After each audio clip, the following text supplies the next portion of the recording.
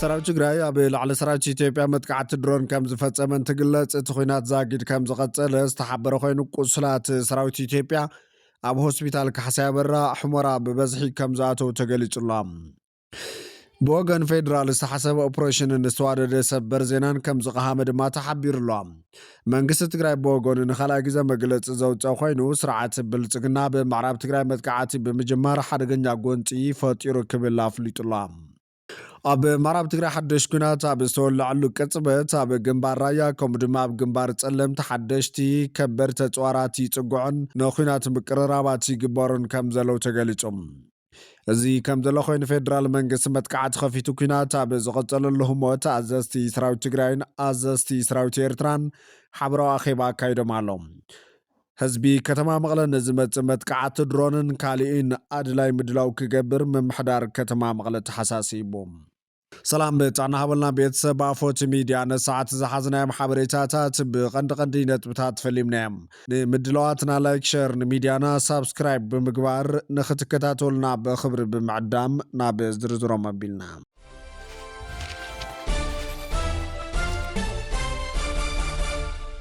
ስፔሻሊስት ሕክምና ማህፀንን ጥንስን ዶክተር ሃይሌ ተካ ኣብ ጥዕና ኣዴታትን ህፃናትን ብዝገበሮ መጽናዕታዊ ኣበርክቶ ተዓዋቲ ሊንክድን ቼንጅ ሜከር ኣዋርድ ኮይኖም ኣብ ሆስፒታል ዓይደር ብሕክምና ማህፀንን ጥንስን ዘገልገለ ዶክተር ሃይሌ ተካ ኣብ ትግራይ ብዝገበሮ ኣስታት 70 መጽናዕታትን ምርምራትን ብሉፅ ተዓዋቲ እትሽልማት ኮይነላ። ዶክተር ሃይሌ ንቴሌቭዥን ትግራይ ኣብ ዝሃቦ መብርሂ እቶም ዘካየዶም መጽናዕታት ኣብ ጥዕና ኣዴታትን ህፃናትን ዘትኮሩ መንባሮምን ነቲ ዓውዲ ዘለዎ ኣበርክቶ ብላዕለዎት ሰብ ሞያታ ዓውዲ ተመዚኑ ንሽልማት ምብቁዕን ረድዩ። ኣብ ከይዲ ውድድር 400 ነጥቢ ብተሳትፎ መረፅቲ ዝተኻየደ ምንባሩ ዘዘኻኸረ ዶክተር ሃይለ ንዘዕረፎ ኣበርክቶ ተገንዚቡ ንዝመረፆ ህዝቢ ኣመስጊኑሎም። እቲ ሽልማት ኩናት ወለድ ፀገማት ተፃዊሩ ህዝቡ የገልግል ንዘሎ ሓኪም ትግራይ ዘተባብዕ ምዃኑ እውን ዶክተር ሃይለ ገሊጹ።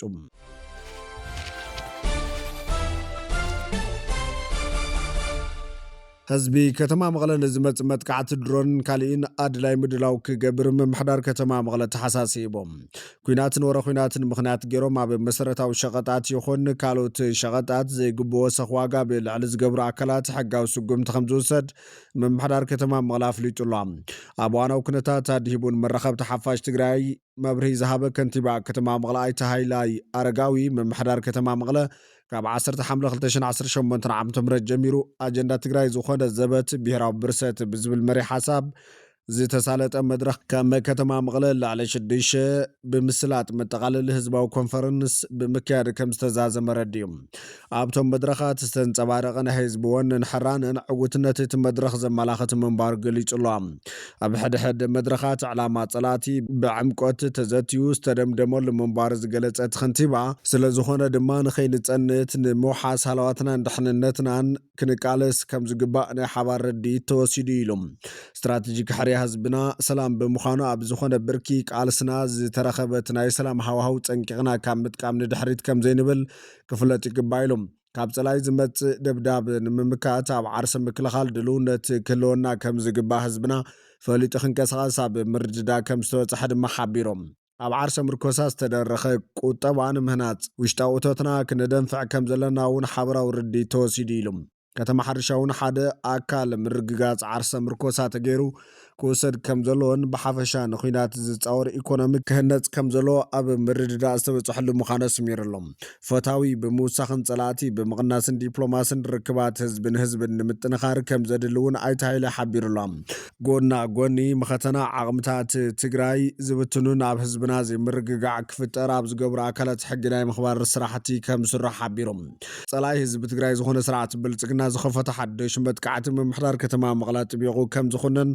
እቲ ከንቲባ ገሊጹሎም ካብዚ ብተወሳኺ ህዝቢ ትግራይ ሓድነቱ ንምሽርሻር ናይ ጸላእቲ ልኡኽቲ ሒዞም ፕሮፓጋንዳ ጸላይ ኣብ ምዝርጋሕ ዝተጸመዱ ተጋሩ ክንምክቶም ይግባእ ክብል ኣይተ ሃይላይ ገሊጹሎም በቲ ዝተፈጠረ ኩነታት ምኽንያት ገይሮም ኣብ ህዝቢ ረዓዲ ዝፈጥሩ ኣካላት ከምውን ኩናትን ወረ ኩናትን ምኽንያት ገይሮም ኣብ መሰረታዊ ሸቐጣት ይኹን ካልኦት ዘይግብኦ ወሰኽ ዋጋ ኣብ ልዕሊ ዝገብሩ ኣካላት ምምሕዳር ከተማ መቐለ ሕጋዊ ስጉምቲ ከም ዝወስድ ኣመላኺቱሎም ካብ ጸላይ ካልኣይ ዝመጽእ ደብዳበ ንምምካት ኣብ ዓርሰ ምክልኻል ድልውነት ክህልወና ከም ዝግባእ ህዝብና ፈሊጡ ክንቀሳቐስ ኣብ ምርድዳእ ከም ዝተበጽሐ እውን ኣመላኺቱ እዩ።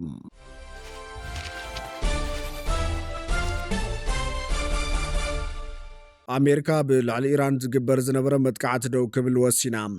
ፕሬዚዳንት ኣሜሪካ ትራምፕ ቁልጡፍ ስምምዕ ክህሉ ተስፋ ብምግባር ሓድሽ መጥቃዕቲ ኣብ ልዕሊ ኢራን ደው ክብል ምዃኑ ገሊፆም። ፕሬዚዳንት ኣሜሪካ ትራምፕ ንኒኩለራዊ ድልየታት ኢራን ደው ንምባል መጻብ ሆርሙዝ ዳግማይ ንምኽፋትን ብቁልጡፍ ስምምዕ ክሳዕ ዝብጻሕ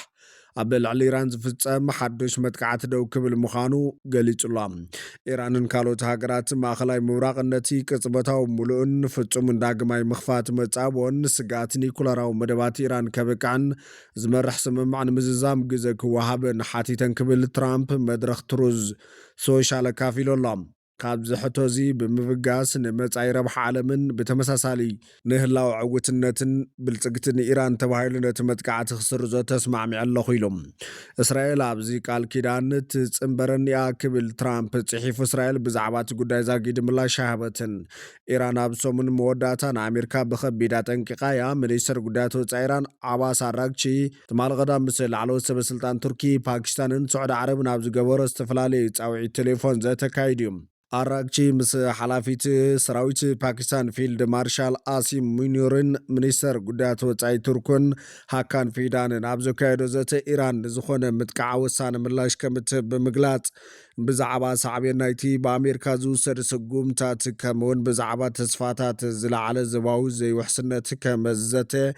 ኣራግቺ ኣብ ቴሌግራም ሓቢሮም። ድሒሩ ኣራግቺ ንሚኒስተር ጉዳያት ወጻኢ ስዑድ ዓረብ ሎል ፌይሳል ቢን ፈርሃን ኣብ ዝገበሮ ጻንሒት ዝኾነ ይኹን መጥቃዕቲ ኣሜሪካን እስራኤልን ወይ ድማ ዞባዊ ሃገራት ኣብ ከምዚ ዓይነት ተግባራት ምስታፍ ተመጣጣኒ ግብረ መልሲ ከም ዝወሃቦ ገሊፆም። ሎል ዘውዲ ስዑድ ዓረብ መሐመድ ቢን ሳልማን ብቐዳም ምሸት ምስ ትራምፕ ከም ዝተዘራረበን ብዛዕባ መደባት ኣሜሪካ ስኽፍቱ ከም ዝገለጸን ንጹርነት ክህልዎ ከም ዝሓተተን ሓደ በዓል ስልጣን ኣሜሪካ ኒኣክሲዮስ ሓቢሩሎም።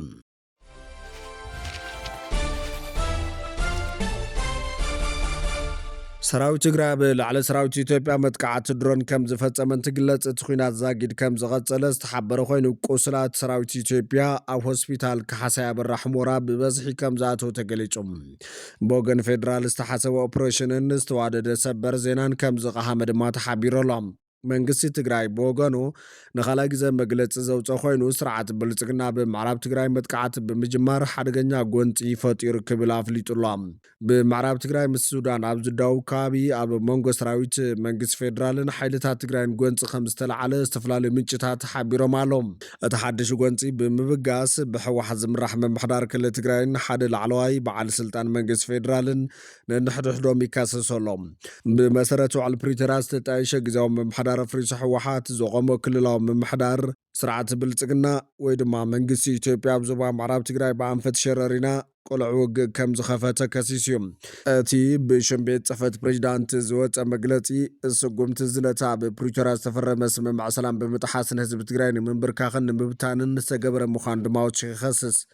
ብወገን መንግስቲ ፌደራል ኮነ ምክልኻል ኢትዮጵያ ብዛዕባ እዚ ጉዳይ ዛጊድ ዝተዋሃበ ወግዓዊ መግለፂ የለን። ቢቢሲ ካብ ሚኒስተር ኮሙኒኬሽን መንግስትን ርክብ ህዝቢ ሚኒስተር ምክልኻልን ብቴሌፎንን ብሓፂር መልእኽትን ዝሓተቶ መብርህ እውን ምላሽ ኣይረኸበን። ይኹን እምበር በዓል ስልጣን መንግስቲ ፌደራል ሚኒስተር መስኖን ቆላታትን ኣብርሃም በላይ ኣብ መንጎ ሰራዊት ፌደራልን ሓይልታት ትግራይን ግጭት ከም ዝተበገሰ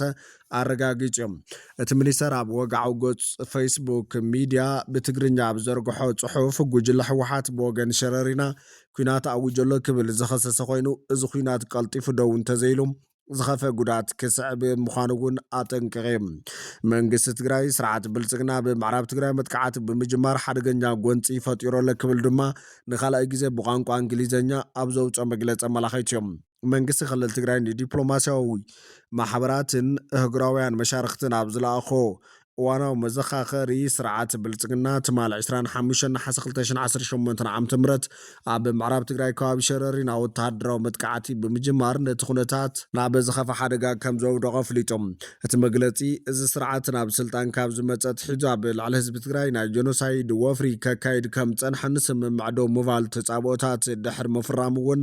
ነቲ ኸበባ ወተሃደራዊ ምድለዋትን ዕፅዋን ብምቕጻል ነቲ ዘይተወደአ ናይ ጽንተት ዕላምኡ ንምትግባር ዳግማይ ኩናት ከም ዝኸፈተን ይኸስስ። መንግስቲ ትግራይ ነዚ መጥቃዕቲ ንምምካእ እቲ መላእ ህዝቢ ትግራይ ኣብ ውሽጥን ወፃን ዝርከብ ሓይልታት ፀጥታ፣ ፖለቲካዊ ሓይልታት፣ ሲቪላዊ ማሕበራትን ሃይማኖታዊ ትካላትን ብሓባር ደው ክብሉ ፀዊዖም ፈፂምና ይንጠፍን ብዝብል ጭርሖ ድማ ኩሉ ሰብ መሰሉ ክብሩን ህልውናን ንምክልኻል ክዳሎ ተሓሳሲቦም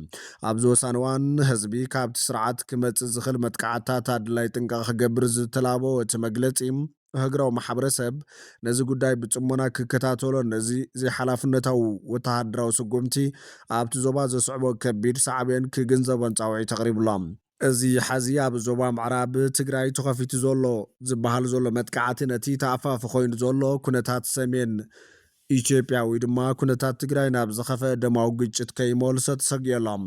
ኣብዚ ትማል ዝተወልዐ ኩናት ሕሞራ ገና ብለይቱ ቅድሚ ተኽሲ ምጅማሮም እዮም ስልኪ ዓፂኦም ሰራዊት ኢትዮጵያ ሙሉእ ረፍዲ ብኸቢድ ብረት ክድብድብ ምሰርፈደ ልዕሊ 10 ክፍላተ ሰራዊት እግረኛ ስለ ዘኽተተ ሸረሪና ሙሉእ ንሙሉእ ከም ዝቆፃፀራ ተኣማሚኑ ብምንባሩ ልክዕ ሰዓት 5 ቀድሚ ቀትሪ መዓት ጋዜጠኛታት ምስ ካሜራታቶም ብመኪና ተፃዒኖም ንሸረሪና ተበጊሶም ነይሮም ድሕሪ ሓደ ሰዓት ነገራት ከም ሓሰበ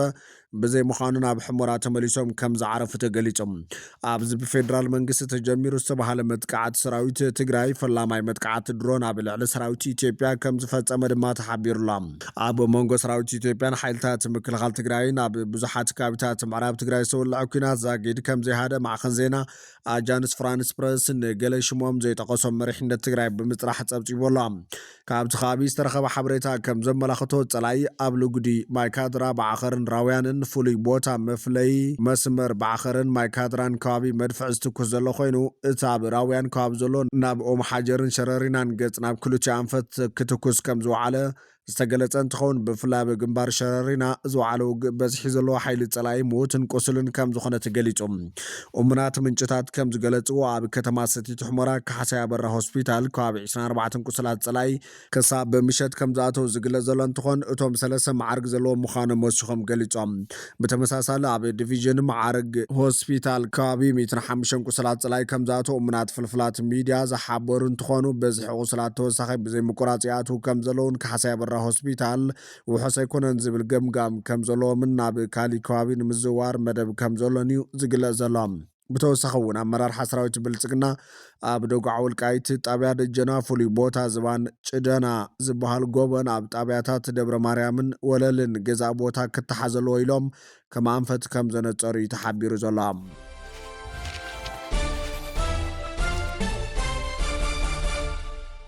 ኣብ ምዕራብ ትግራይ ሓድሽ ኩናት ኣብ ዝተወልዐሉ ቅጽበት ኣብ ግንባር ራያ ከምኡውን ኣብ ግንባር ጸለምቲ ሓደሽቲ ከበድቲ ተጽዋራት ይጽግዓሎም እዚ ከም ዘሎ ኮይኑ ፌደራል መንግስቲ መጥቃዕቲ ከፊቱ ኩናት ኣብ ዝቐጸለሉ ህሞታ ኣዘዝቲ ሰራዊት ትግራይን ኣዘዝቲ ሰራዊት ኤርትራን ሓበራዊ ኣኼባ ኣካይዶም ኣሎም 26 ሓምለ 2018 ዓ.ም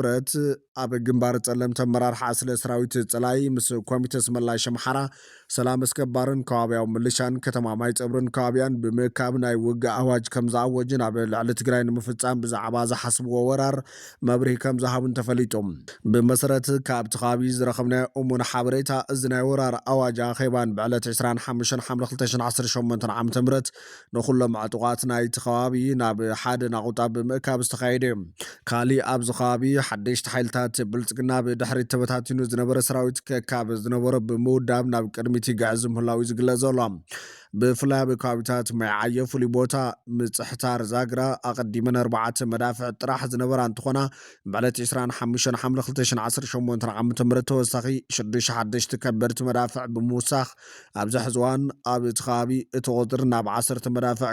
ከም ዘበልዎ ዝረኸብናይ ሓበሬታ ኣመላኺቶም እዚ ኣብ ግንባር ጸለምቲ ማይጸብርን ከባቢያን ዝረኣይ ዘሎ ናይ ጸላይ ወተሃደራዊ ምድለዋትን ምዝጽጋዕ ከበድቲ ኣጽዋራትን ሓደሽቲ ናይ ሰራዊት ምንቅስቓስ ወራር ምፍጻም ዝገብርዎ ዘለዉ ምድላው ምዃኑ እቶም ፍልፍላት ሓበሬታ ወሲኾም ገሊፆም። እዚ ከም ዘሎ ኮይኑ ፌደራል መንግስቲ መጥቃዕቲ ከፊቱ ኩናት ኣብ ዝቐጸለሉ ህሞት ኣዘዝቲ ሰራዊት ትግራይን ኣዘዝቲ ሰራዊት ኤርትራን ሓበራዊ ኣኼባ ኣካይዶም ኣሎም።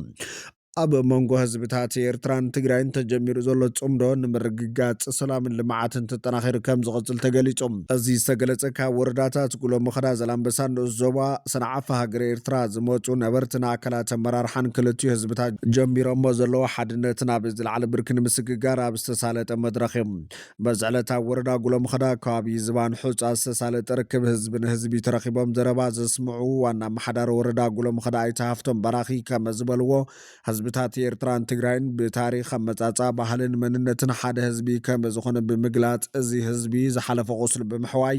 መጻኢ ብሩህ ኣብ ምግባር ክሰርሕ ድማ ጸዊዖም። ዋና ኣመሓዳሪ ዞባ ምብራቕ ትግራይ ኣይተ ፍስሓ ሃይላይ ኣብ ዘመሓላለፍዎ መልእኽቲ ድማ ህዝብታት ትግራይን ኤርትራን ዘለዎም ታሪክ ባህልን መንነትን ከም ዘሎ ኮይኑ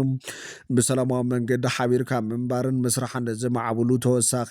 ድማ ንሓባር ጸላይን ተጋጥም ሓቢሮም ብምቅላስን ዓወት ዝበቑዕ ምዃኖም ስርዓት ደርግን ምውዳቕ ዝተኻየደ ቃልሲ ሓደ ኣብነት እዩ ክብሉ ገሊፆም። እዚ እንትበሃል ኣብ ጉዕዞ ህይወት ፀገማት ኣይነበረን ማለት ኣይኮነን ዝበሉ ኣይተ ፍስሓ እቲ ዋና ነገር ክልቲኡ ህዝቢ ፀገማቱ ኣሪሙ ከይድገሙ ብልቢ እንተሰሪሑን መጻኢ ዕድላቱ ኣብ ዝውስኑ ዛዕባታት ሓቢሩን ተዓሚሙን ዝሐሸ ሰላምን ልምዓትን ምርግጋጽ ከም ዝከኣለ ኣብሪሆም። ኣመሓዳሪ ንኡስ ዞባ ሰንዓፈ ኣይተ እድሪስ ዓሊ ብወገኖም ከም ዝበልዎ ድማ ህዝብታት ኤርትራን ትግራይን ሓቢርካ ብክንዲ ምልምዓን ምስራሕን ዝኸሰርናዮም ዕድላት ዳግም ባይታ ክንህቦም ኣይብልናን ምስ በሉ ሕዚ ኣብ መንጎ ክልቲኦም ህዝብታት ልምዓት እምበር ድምፂ ጥይት ክስማዕ ኣይብሉን ኢሎም። ኣብቲ መድረኽ ክሳተፉ ዝተረኸቡ ተጋሩን ኤርትራውያንን ኣብ ዝሃብዎ ርእይቶ ድማ ካብ ኩናትን ዘይምርድዳን ዕንወት እምበር ረብሓ ስለ ዘይብሉ ክልቲኡ ህዝቢ ንሰላምን ልምዓትን ቅድሚያ ሂቦም ክሰርሑ ኣተሓሳሲቦም። ካብ ሓዊ ሓሙኽሽቲ ዝሕፈስ ዝበሉቶም ወሃብቲ ርእይቶ ኩናትን ወረ ኩናትን ኣብ መንጎ ህዝብታት ኤርትራን ትግራይን ብርሑቕ ክብሉ ድማ ተዛሪቦም። ኣብቲ ሓበራዊ መድረኽ ካብ ወገን ትግራይን ኤርትራን ኣዘዝቲ ሰራዊት ተረኺቦም ክልታዊ ዝርርብ ኣካይዶም እዮም። እዚ ወተሃደራዊ ጽምዲ ኤርትራን ትግራይን ኣብ ወረዳ ጉሎ ምኽዳ ፍሉይ ቦታ ዝባን ሑፃ እዩ ተኻይዱ ዘሎ።